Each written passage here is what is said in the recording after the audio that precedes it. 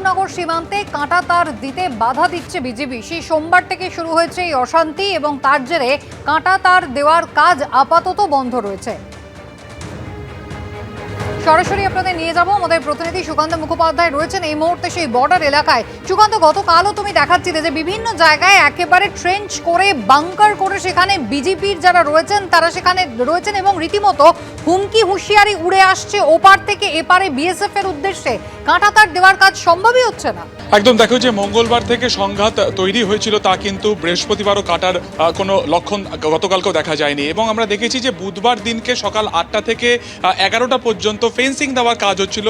এই যে সুখদেবপুর অর্থাৎ একেবারে ভারতবর্ষের শেষ গ্রাম বলা যায়, যে সীমান্তবর্তী গ্রাম, সেখানে দূরে তোমাকে দেখাবে স্বপন মজুমদার যে ছবি, যে স্মার্ট ফেন্সিং দেওয়ার কাজ 1.5 বছর আগে শেষ হয়েছিল। সেখান থেকে এই সুখদেবপুরের প্রায় 1 কিলোমিটার, এই 1 কিলোমিটার কোনো রকম ফেন্সিং নেই। ফলত অনুপ্রবেশ থেকে শুরু করে চোরাচালানকারী মাঝে মধ্যে কিন্তু বাংলাদেশের একদম শেষ গ্রাম থেকে, এই গ্রাম থেকে হয়ে ভারতবর্ষে তারা ঢুকতেন। ঠিক সেই জায়গা থেকে বিএসএফ এর তরফে কিছুদিন আগে যে সিদ্ধান্ত নেওয়া হয় যে এই 1 কিলোমিটার যেখানে ফেন্সিং নেই সেখানে তারা ফেন্সিং দেবে।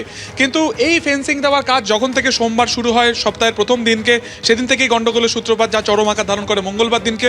বুধবার দিনকে যখন এখানকার ওয়ার্কারদেরকে নিয়ে, বাসিন্দাদেরকে নিয়ে সেখানে তারা যান, কাজও শুরু হয় 11টার কিছু পর থেকে। কালকে আমরা যারা ওয়ার্কার বা যারা কর্মী যাদের এখান থেকে নিয়ে যাওয়া হয়েছিল তাদের সাথে কথা বলছিলাম, তাদের বক্তব্য যে তাদেরকে গুলি করার হুমকি দেওয়া হয়, তাদেরকে বলা হয় কাজ বন্ধ করতে।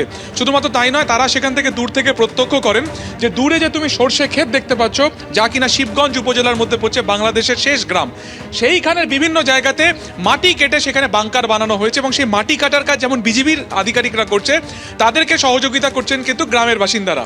এবং তাদেরকে সেখান থেকে একাধিক ফ্ল্যাগ অফ মিটিং হয় বুধবার দিনকে, কিন্তু কোনো রকম সমাধান সূত্র বেরোয়নি। 11টার পর থেকে পুরোপুরি ফেন্সিং বানানোর যে কাজ তা বন্ধ হয়ে যায়, ওয়ার্কাররা ফিরে আসেন। গতকালকে আমরা দেখলাম যে পেট্রাপোল সীমান্তে দুই দেশের সেনাকর্তার মধ্যে মিটিং হলো এবং এই মিটিংয়ের উপরই কিন্তু যারা এখানকার কর্মীরা ছিলেন বা এখানকার যারা বিএসএফ এর যারা আধিকারিকরা ছিলেন তারা তাকিয়েছিলেন এবং তারা বলছিলেন যে মিটিংয়ে যখনই কোনো সিদ্ধান্ত হবে তারপর থেকেই তারা কাজ শুরু করবেন। কিন্তু গতকালকে আমরা দেখলাম যে রাত নাগাদ বিএসএফ এর এক কমান্ডার এসে এখানকার কর্মীদেরকে বলে যান বা গ্রামবাসীদেরকে বলে যান যে আজ সকাল থেকে তারা কাজ শুরু করবেন। কিন্তু সকাল থেকে এখনো পর্যন্ত কিন্তু কাজ শুরু করার লক্ষণ আমরা দেখতে পাচ্ছি না। এবং যেটা কানাঘুষো শোনা যাচ্ছে বা যেটা গ্রামবাসীরা বলছেন যে এই ফেন্সিং বানানোর কাজ কিছুদিনের জন্য পিছিয়ে গিয়েছে। ফলত প্রশ্ন থেকে যাচ্ছে যে বিজেপি কেন বারবার বাধা দিচ্ছে, বিজেপি কেন নিজের সীমান্তে ভারতকে বা বিএসএফ কে এই কাঁটাতার দিতে দিচ্ছে না। এখান থেকে যেটা প্রশ্ন, তোমার কাছে আবারও ফিরবো। এই মুহূর্তে একেবারে মালদার বৈষ্ণবনগরের যে সুখদেবপুর গ্রাম, যার কথা বারবার আমরা সেই মঙ্গলবার থেকে আপনাদের বলছি, সেই এলাকার ছবিটা আপনারা দেখতে পাচ্ছেন।